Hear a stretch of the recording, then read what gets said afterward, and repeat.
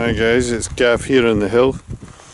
So today I wanted to talk to you about embodying your knowledge, like the things you read in books that really inspire you and you think, oh, that's a great idea, and then you go away and put the book down once you've finished it, and then never really embody the idea, and then a few years later you pick it up and you read it again and you go, wow, that's a great idea. And then you go, whoa, why didn't I take that on years ago? It would have made so much difference to my life. Made me a lot happier if I'd changed that belief, for instance, about myself. So yeah, I want to talk about embodying particularly a new belief, like a positive belief about yourself, and why it's so difficult. I think one of the reasons that it's so difficult, at least from my point of view, is because we're stuck in this kind of materialistic mindset, and these ideas are like ideas, they're not like physical objects.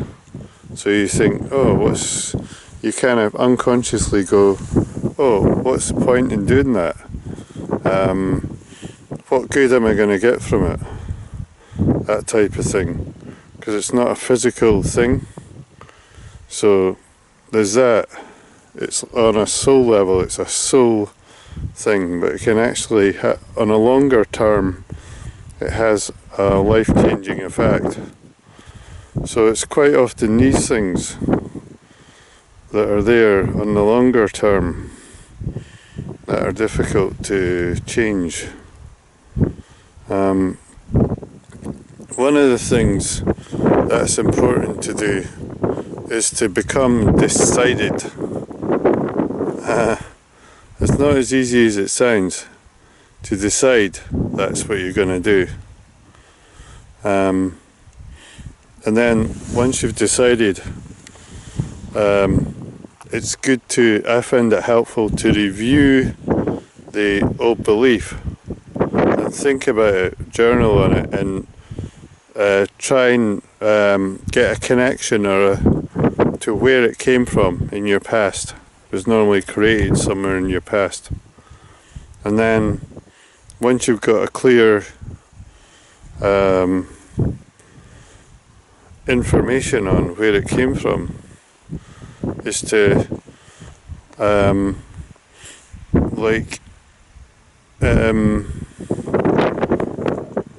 kind of not destroy it so much as knock the wind out its sails by convincing yourself that it is not a good idea to embody that belief. So write down all the reasons and just think about it so much you wrote down all the reasons that it's a bad idea to keep on with that belief and how much damage it's doing you. And then after that, what I do is graft. So when you graft a tree, like apple trees are grafted onto a rootstock, so you graft the branch of the apple tree you want onto a rootstock, and you can do that with your beliefs as well. Graft your belief onto the old rootstock of the old belief, and it makes it much easier to grow quickly. So you keep on, when you see yourself thinking that way, you notice it, then bring in the new one and graft it on. And then you have to do the thing, physically do whatever it is that the belief's telling you, for at least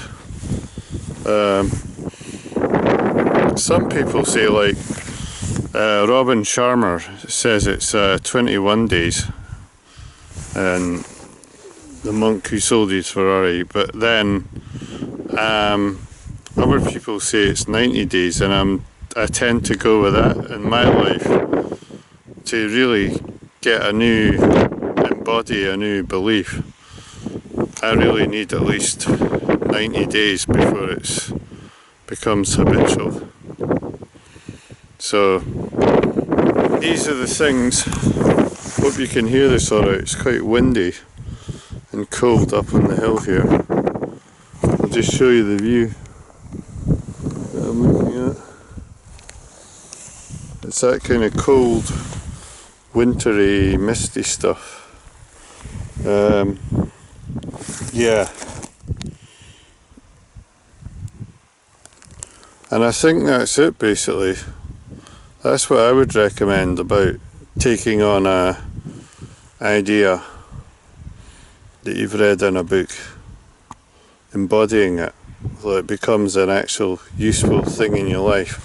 So many ideas we read about and we don't take them on, and they don't have an effect if they're just sitting on the shelf not getting used. They have to get used to be effective.